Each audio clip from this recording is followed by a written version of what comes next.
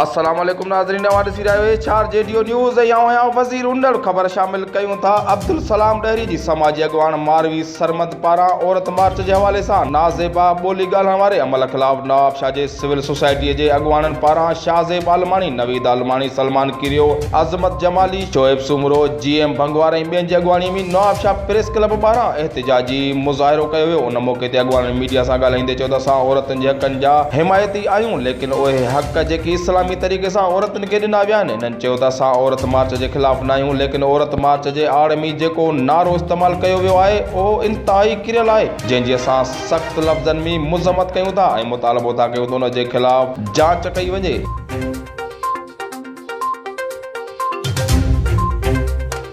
HR जेडियो news में फ़िलहालु एतिरो ई। वधीक ख़बरुनि अपडेट्स लाइ ॾिसंदा रहो HR जेडियो न्यूज़।